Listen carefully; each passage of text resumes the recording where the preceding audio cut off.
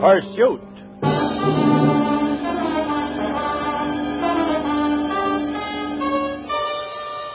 Pursuit. A criminal strikes and fades quickly back into the shadows of his dark world. And then, the man from Scotland Yard. The dangerous, relentless pursuit. When man hunts man. Now, with Ted DeCourcier starred as the famous Inspector Peter Black of Scotland Yard, we bring you tonight's story of violence and murder. The Pursuit of the Firebird.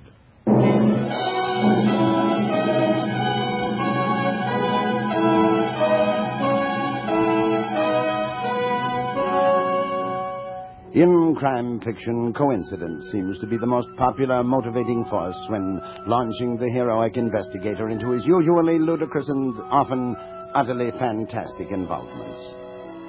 As a man from Scotland Yard, I sometimes envy these supermen of the printed page, both for their amazing intuition and for their irresistible attraction to the opposite sex, especially the latter. However, it was pure coincidence that launched me to the pursuit of the Firebird, and I had neither intuition nor the embraces of a beautiful woman to aid me. Simply the square-toed efficiency of Detective Sergeant Moffat. Very well, sir. Very well, I shall hold it for you. When will you return? Tomorrow afternoon. Thank you. Oh, Chief Inspector Black. Fancy meeting you here. More to the point, Mr. Baxter, fancy meeting you here. I wasn't aware that you counted music among your varied interests. Why not? You'll change your attitude toward private detectives one of these days. We do a lot of good for the private citizen. Well, ta-ta, Inspector. How nice to see you, Inspector. Good evening. How are you, Mr. Quayle? I'd like a copy of the Firebird suite if you have it. Oh, what a shame. There's just one copy, and I'm saving for the gentleman who just left. And what? Oh, yes. Oh, that's a pity. It's Mrs. Moffat's birthday. I'm going there for supper. I wanted to give it to her. Oh, look here. I'm sure I can get another before tomorrow afternoon. He won't be in until then. Well, that's very kind of you, Mr. Quayle. I'm ever so much obliged. I'll wrap it as a present for you. How is Mr. Moffat? As ever, Mr. Quayle, Moffat. Just a moment, sir. Please give him my regards and his dear lady. You wish me to bill you? Please. Of course. Here you are. Thank you, Mr. Quayle. Now, sir, what can I do for you? Oh, a gentleman came in a few moments ago, a friend of mine. I was wondering about his musical taste for a suitable present.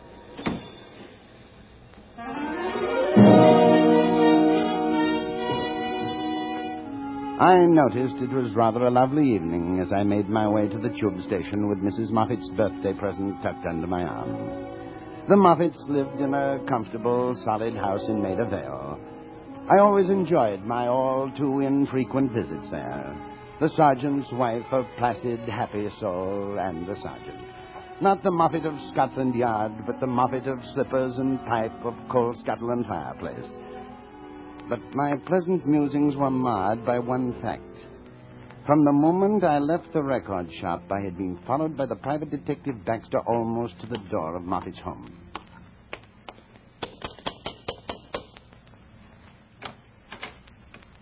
Inspector, I'm so glad. Mrs. Moffat, many happy returns. Oh, record. You remember. Oh, you really shouldn't, you know. I'm much too old. Nonsense, my dear. Just for that, Inspector, I shall tell you what we are going to have for supper. No. Let me guess.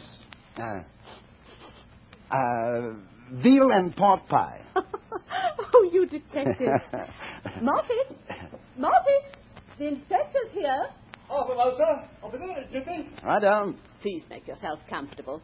Here, your favorite chair. May I open it now? Yes, of course. Oh, the Firebird. How wonderful.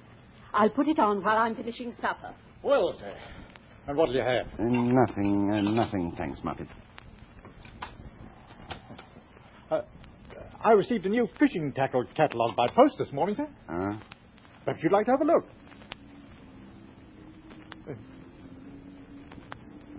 What is it, sir? Moffat, You remember a private detective, Baxter? What, a dirty little mucker? I thought he'd been sent to Wandsworth long ago. He followed me from Mr. Quayle's record shop. All the way here, sir? Yes. Rather odd. Be a good chap and have a look out the window, will you? There's somebody there, sir. About 50 feet down the street. Records shop, records, Baxter, and a Firebird. He was going to buy this album.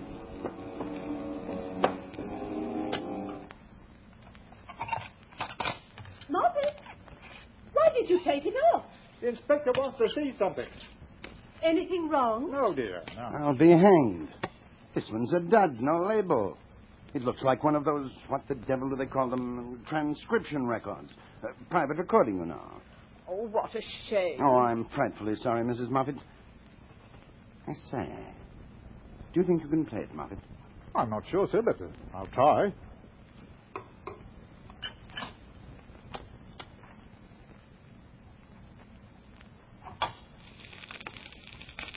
There she goes, sir.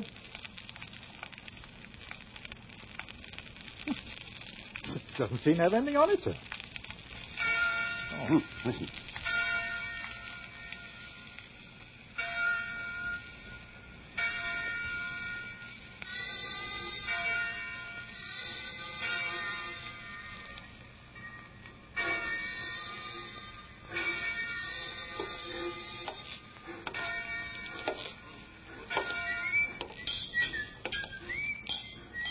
It's ever so exciting, isn't it? Just like a BBC play. Somebody's making a drink. What do you think, sir? What is there to think, Moffat? I don't know. Darling, how did you get here? Oh. Are you expecting somebody else? No. Of course not. Come in. Then she's already here. Simply dying to meet her. She? I don't know what you're talking about. Have you told her that you're already married? How the devil did you find me here? I hired a detective. Followed you. Every Friday night when you told me you were staying at the club, you went to Paddington and caught the 8:25. Well, I was there tonight. I came out in the same train with you. Very well. I took this cottage in secrecy because I think a husband has the right to be alone Oh, once I in know a day. all about that, too. You must have chosen a more imaginative name than Harold. Yes. Was that her idea?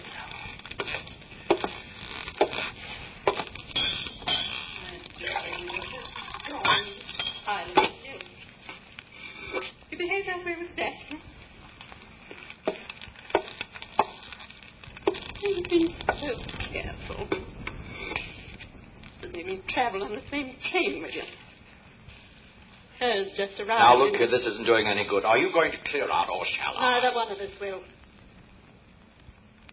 You both wait for her. Make me a drink. Well, sir. Oh, it seems to have cut off. Let it run on. There may be more. Whatever can it be? Terribly well played, don't you think? It's not a play, Mrs. Moffat. You really think there's something to it? Now, here we are. I'm Grace. Will you read? No, I'm quite comfortable where I am.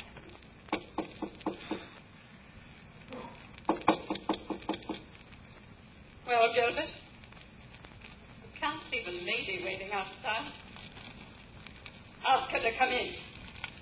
Or shall I?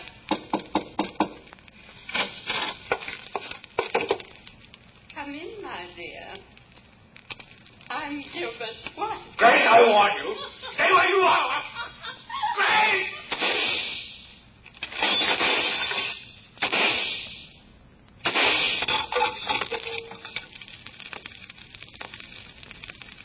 Inspector, I don't like the sound of that, sir. Nor I, Moffat. you can't believe it. It couldn't be. Oh, yes, Mrs. Moffat, it could.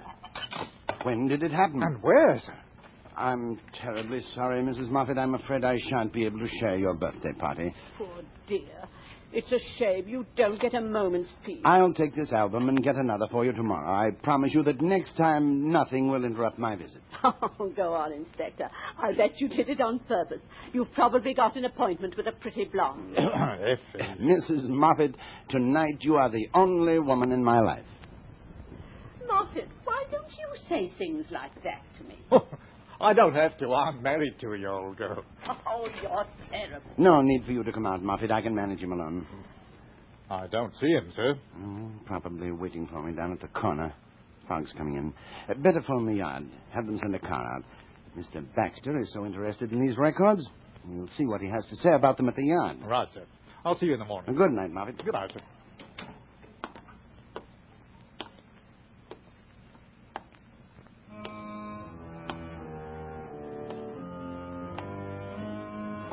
The fog began to swirl around the light from a solitary lamppost as I searched the street for the private detective. Then I saw him. Baxter was lying across the pavement with his head lolling over the curbing. I bent over him. He was dead. Who is it? That you, Moffat? Oh!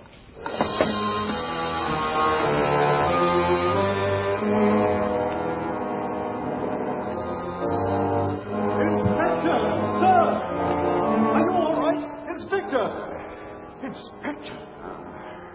Look, he's moving. Moffat. Moffat. Yes, sir. Oh, you got a nasty crack, sir. Oh. The patrol car found you and the dead man. They brought you inside. Oh, my head. I'm a blasted idiot, Moffat. Whoever it was got the record. Oh, don't worry about that now, sir. We'll take care of your head first. All right, Moffat. All right.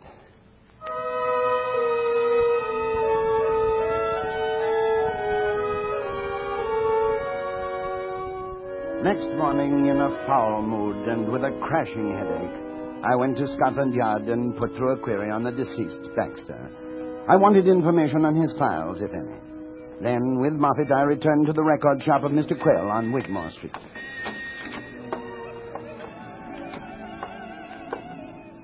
Inspector. Good morning, Mr. Moffat. Mr. Quayle, concerning the Firebird you sold me last evening. Extraordinary performance, don't you think? Yes, particularly the last record. Ah, yes, beautiful. Mr. Quayle, that record was not in the album. Oh? Oh, yes, of course. How could I have forgotten? I tried to catch you after you left. The Mr. Baxter, who had bought the album, left the last record in the playing booth. Here we are. I'm terribly distressed. Some customers are so faultless. Another man came in while I was here. Had you ever seen him before? Another man? Oh, no. No, he didn't buy anything. He went out again. Yes, I remember. That's right. You are quite sure that both men were strangers to you? Oh, yes, quite sure. Trenches, don't you know? Well, if either comes in again, I'd be obliged if you'd call me at the yard. Of course. Thank you. Inspector, you forgot the record. I'll come back for it, Mr. Quayle. Very good. Good morning. You think he knows more than he's saying, sir? I can't believe that he does, Moffat. I've known him for some time. Baxter could have told us. Or if only we had that record. It kept me awake last night, sir. How many times did the clock strike in the beginning? I said it was 9, and Mrs. Moffat insisted it was 10. No, it was 10, Moffat, I think. And there was a train pulling out. We heard that. Oh, that's right, sir. Yes. But from where? There was no town mentioned, or was there? No. Somebody, I think it was the woman, spoke of Paddington Station. Paddington. Yes, she'd hired a detective who followed her husband to Paddington. Yeah. Paddington Station. Come on, we're going down there.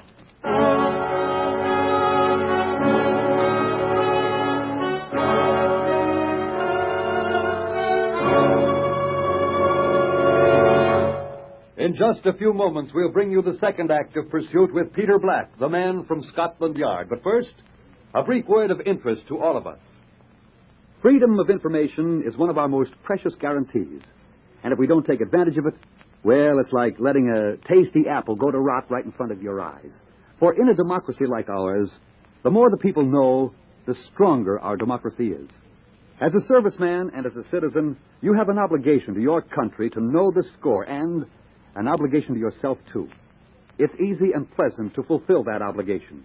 Get the facts, the complete information by reading newspapers, magazines, books, and listening to your radio. Keep your eyes and your ears open. Information is more important to you now than ever before. Remember, the more you know, the higher you go. It's as simple as that.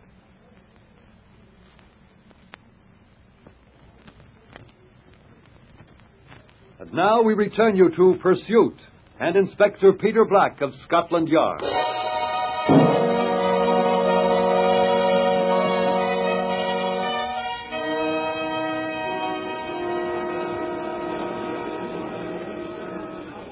May I help you, sir? Scotland Yard. Oh? We are trying to ascertain the point of arrival of a particular train. Oh, very well, sir. What time does it leave here, sir? Yes. That we don't know, but it arrives at 10 p.m. Oh, sir. But where? There's a great many trains that arrive at 10 p.m. somewhere. Yes.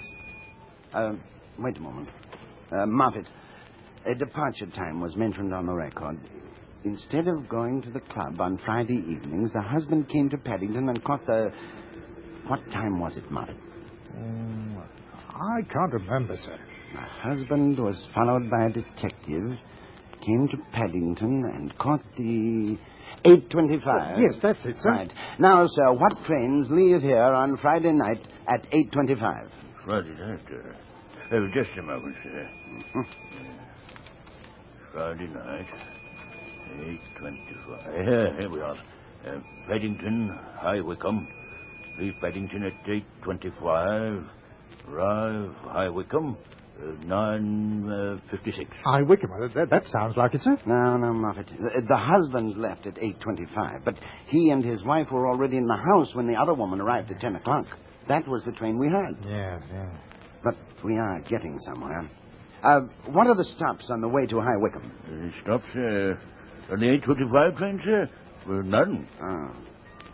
Well, that's out then. Mr. Moore, there's another 8:25, sir. Huh? Leaves Paddington for Reading. Are there any other trains that leave later and make 10 o'clock stops on that route? 10 o'clock. Just a second, sir.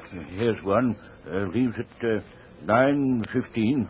Arrives at Windsor and Eton at 10. Good show. And another leaving at 9:25. Arrives at Twyford at 10:02. That's only to set down, of course. That's a lot, sir. You're absolutely positive? Oh, yes, sir. Friday night. Yeah, here it is. May I have the schedule, please? Certainly, sir. Thank you. Well, Moffat, Windsor and Eton or Twyford? Well, it's something, sir. You know, Sergeant, my headache is beginning to disappear. The pursuit had a nightmarish quality. The investigation of the private detective led us nowhere. He had numerous enemies, it could be assumed, but no files in his dilapidated office. So, up to this point, we had nothing to follow but the elusive sounds and voices on a recording that we had heard only once. We didn't know who the principals were, and we didn't know when the incident had taken place. But we were a little closer to knowing where it had occurred.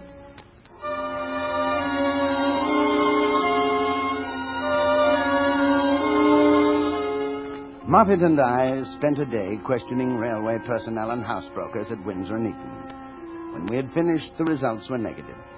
We didn't know whether this proved failure or progress. And so, the following morning, we moved on to Twyford, and by early afternoon, we found ourselves still with no answers. We left the station master, apologetically shrugging his shoulders, and walked slowly up the high street. I don't know, sir. You'd think that in a way station like this, somebody would remember a young woman who got off a through train every Friday night. Yes, I know. Well, there's only one housebroker here. We'll just have to trust to luck. It must be at the end of the road, sir. The station master told it was number 318. This is 162. Right you are. Look here, Moffat. Assuming that the case is as we discussed it, does this make sense? The woman hires the detective Baxter to follow and obtain evidence against her husband. She learns from his reports that, under an assumed name, he let a cottage. The tech then installs a recording apparatus in order to substantiate evidence. Then why did the wife come there herself? Possibly to confront him with the girl. At any rate, when the scene ended in violence, the record was used by the tech as a blackmail device. And you stumbled into it, sir, when you bought that album of the Firebird for Mrs. Moffat, eh? So it seems. But who died in that room? The wife Grace or Daphne, the eternal other woman? Well, it sounds right, sir. Yes, and so do those bells, Moffat. Hear them? Ever since we first heard them this morning, I'll swear they're the same as those on the record. Well, I haven't got much of an ear for it, sir. I hope you're right. Oh, there it is. Passworthy and Hammerfish, house-brokers. Good day, gentlemen. Good afternoon. Mr. Passworthy? Oh, no, I'm Hammerfish. Mr. Passworthy died 15 years ago. He was a senior partner of the firm. I'm Chief Inspector Black of Scotland Yard. How do you do? Mr. Hammerfish, we're trying to locate a gentleman by the name of Harold Smith, whom I have reason to believe led a cottage in Twyford, possibly from you, sir. Smith. A little difficult, that, sir. Can you tell me when? Well, as a matter of fact, I can't. You are the only housebroker in the village, are you not? Oh, yes. Well, then, if he has been renting, he would deal with you. Definitely, sir. You don't know where the cottage is. No. But you know that it is here in Twyford. I think so, Mr. Hammerfish. You have quite a problem, have you not, Inspector? Yes, rather. I'm afraid it's another town, sir. There's absolutely no one by the name of Harold Smith letting a cottage through my house. Well, thank you very much, Mr. Hammerfish. I'm sorry to have troubled you. I wish you luck, gentlemen. Thank you. Moffat. Yes, sir? When do you think the shooting took place? Oh, I don't know, sir. 2 weeks ago, possibly 3. Why? Why do you think that? And why have I? Well, I really couldn't say, sir. Of course you couldn't, because it's psychologically right for us to think that. All the actual events, the man who followed me, the attack, the murder of Baxter, they've all been recent. Therefore, we have assumed that the recorded events took place recently. Yes. But suppose they didn't, Moffat. Suppose they took place a year ago, 2 years, 3, even more. By gum, sir, that hadn't occurred to me. Well, let's return to Mr. Hammerfish. Possibly his files will refresh his memory.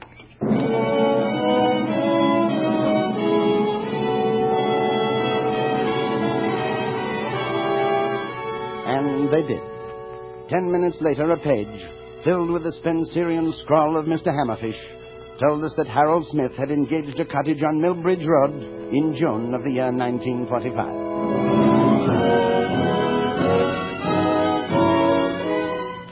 We followed the history of the cottage, and as we did so, the path of pursuit unwound and straightened into its inevitable course. Now, Inspector, here we are. As I told you, I had never seen Mr. Smith. All our business was done by post. In October of 1945, he notified me, here's the letter, that a sudden change of plan necessitated his leaving the cottage. He paid me for a month. After that, sir? Rather unusual, I'd forgotten. 2 days later, a Mr. Amberley came here and asked to purchase the same cottage. He insisted that he could be satisfied with no other. Amberley? Yes, Gilbert C. Amberley. Moffat! Gilbert! Gilbert, the voice on the record that finally came to life.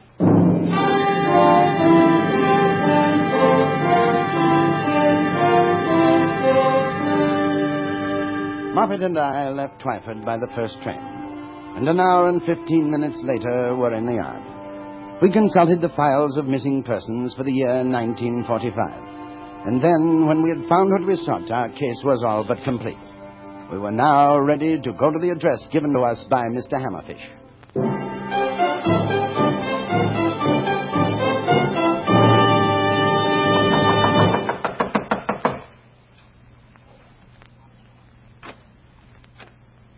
Yes? Mrs. Amberley?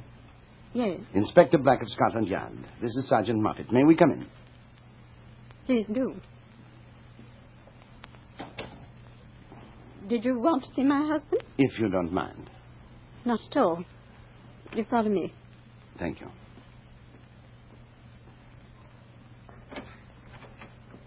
Gilbert? Oh, yes, my dear. These gentlemen are from Scotland Yard. Inspector Black and Sergeant Moffat. Oh? Well, won't you sit down? Thank you, Mr. Amberley. I must say that for no good reason I feel guilty. Does a visit from the police always inspire such a reaction? I've really had no contact with you chaps. Then you've been extremely fortunate, sir, up to now. What do you mean? 5 years ago, a girl was reported to the yard by a friend as missing. Her name was Daphne Lane. She has never been found. Oh? Grace, perhaps the gentleman would like some tea. No, thank you, sir. To continue. Miss Lane was known to have visited a cottage in Millbridge Road at Twyford, which was let in the name of Harold Smith. That was you, sir. Nonsense. I own a cottage there, but Smith? It's nonsense. Do you also deny, sir, that 3 days ago at approximately 5:30, you were in a gramophone shop on Wigmore Street? Yes, I do. Very well. And also that you followed a man by the name of Baxter to Maida Vale? Why the devil should I follow anyone? Because, sir, you knew that Baxter was in possession of a record that has been very important to you during the past 5 years, and that by mere chance, the record found its way into my hands. Record? I submit these facts to you, sir. That on a certain night in October 1945, either you or Mrs. Amberley shot to death the woman Daphne Lane in the cottage at Twyford. That the recording, taken by a detective Baxter, hired by your wife, has been used as a weapon of blackmail against you. That 3 nights ago, after following Baxter, you killed him and then took the incriminating record from me. Facts? You call these facts? Why, they're theories. And since they do not concern me, I must ask you to leave. Very well, Mr. Amberley. But when I do, I'm going back to the cottage at Twyford. And I shall tear up every inch of ground and cellar, because I'm convinced that you didn't purchase the place for sheer sentiment's sake. And I am sure you know what I am going to find. Grace, no, stop it. And if she doesn't stop it, Mr. Amberley, will you shoot her? It's been horrible 5 years. Grace, no, don't, please. 5 years dreaming of it and living it every hour of the day. I can't help it, Gilbert. I want it to be finished. I'm glad it is. Well, Mr. Amberley? Oh, it's true. And I admit my part in it. My loyalties were to my wife, not to that poor girl. I wanted to protect Grace. In order to do so, I had to kill Baxter. You were a little late, sir, in realizing those loyalties. Funny you should say that, Inspector. You see, it's only been during these frightened years we found a closeness and even happiness we'd never known before. Oh, Grace. Oh, my dear.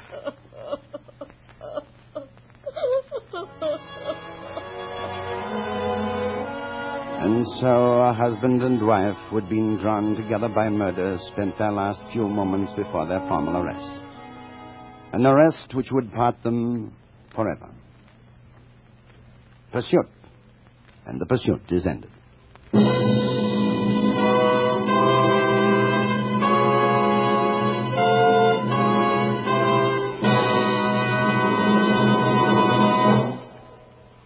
Pursuit is produced and directed by Elliott Lewis and written by Gil Dowd and Anthony Ellis. Music was arranged and conducted by Marlon Skiles. Featured in the cast were Raymond Lawrence, Doris Lloyd, Peggy Weber, Joseph Kearns, Lou Krugman, and Bill Johnstone.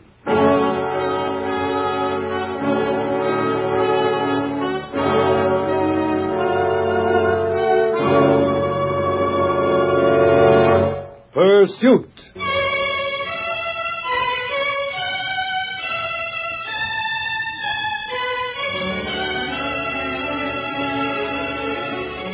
You've been listening to Pursuit, dynamic tales from the files of the man from Scotland Yard, wherein man hunts man. Pursuit is a regular presentation of the United States Armed Forces Radio Service, the voice of information and education.